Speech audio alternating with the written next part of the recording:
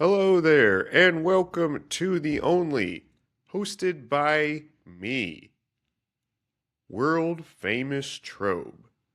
Welcome to my first ever episode. I am going to give you a little preview episode here, and I hope in the future episodes I'll be able to come out with something a little more in depth than this. But here I'm going to give you a preview, get my podcast going, and let's see how it goes. Anyway, yep, that is what my show is called. As you can see, The Only, presented by world famous Trobe. Think of Trobe, that's robe with T in front. That's the name, world famous Trobe. Anyway, I am now here to start my first segment, the recap. Here I'm going to talk about the Super Bowl. It was a very ugly game for Drake May. Don't let the 295 passing yards box score fool you. About 250 of those were in garbage time. The Seahawks won 29-13. I did say the prediction would be Seahawks 27-20, but a few points were off here and there. At least I got the right team, right? Huh? Yeah, got the right team. No problem with that, right? Right? All right. Well, I gotta say, at halftime, I did enjoy the Bad Bunny show. I do not understand what the massive outrage was over what really was the worst case of fake outrage I've ever seen. I mean, they came up with an alternative halftime, and it was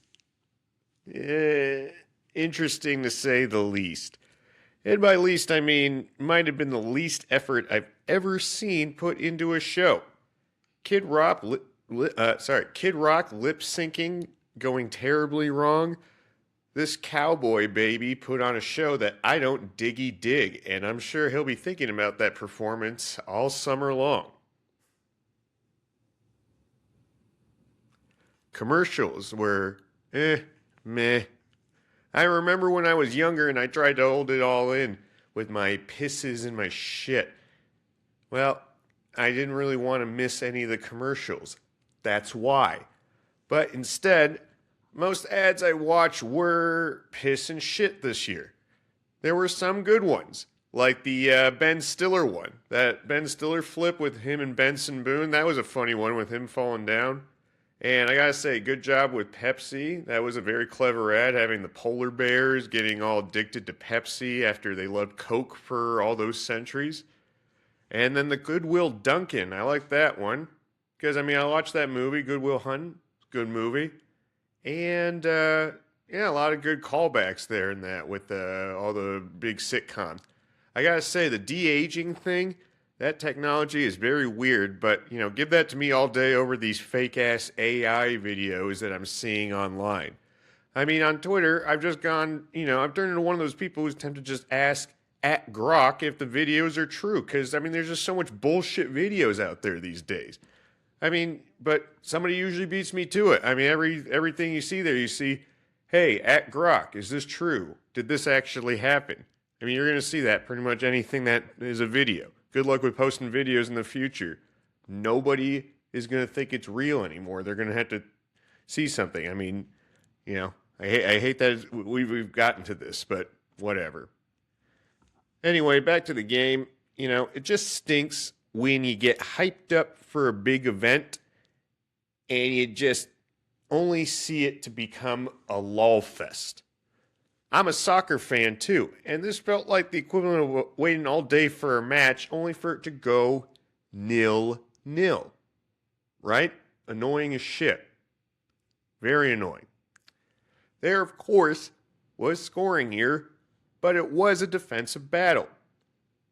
It was all Jason Myers, though, through 3 quarters. If Kenny Walker hadn't been doing anything, I would have said, yes, give the MVP to the fucking kicker.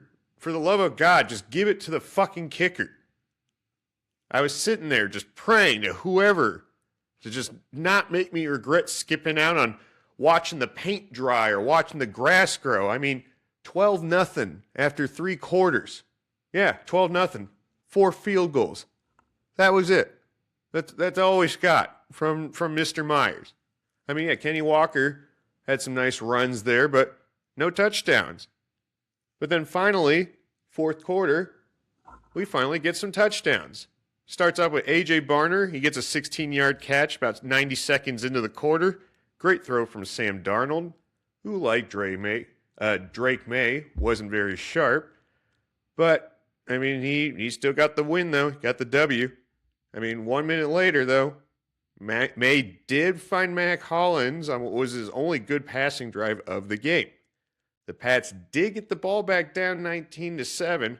Game looks interesting, but then May goes and throws a pick, which leads to Meyer getting another 3. And May, next drive, makes all these passes that he was lucky to not have picked.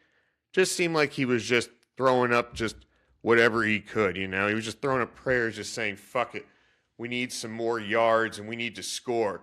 He gets one nabbed by Uchenna Nwosu, who then makes a pick 6. Ramondre Stevenson also scores garbage time touchdown and missed a 2-point conversion, and they missed the onside kick. And that's all she wrote. Congrats to Myers for being the new all-time regular season, postseason points leader, getting 206 points, beating out LaDainian Tomlinson's 198. Both of them had first-round buys when they did this, so even more amazing. Difference is the Chargers did lose out to a certain Patriots team led by a certain quarterback named Tom Brady and never got to the Super Bowl. I mean, just imagine how many points LT would have gotten if they made it all that way. Maybe he would have pushed for 300 perhaps. You know, he was just getting touchdowns like it was nothing. Also, congrats to Mr. Kenneth Walker. He won the MVP. He deserved it. 160 total scrimmage yards, even though he didn't score. Good job for the Seahawks. Congratulations to Mike McDonald. Only took him a couple of years of coaching, head coach in the NFL, and he was able to make it. Now, on to the big Monday college basketball game.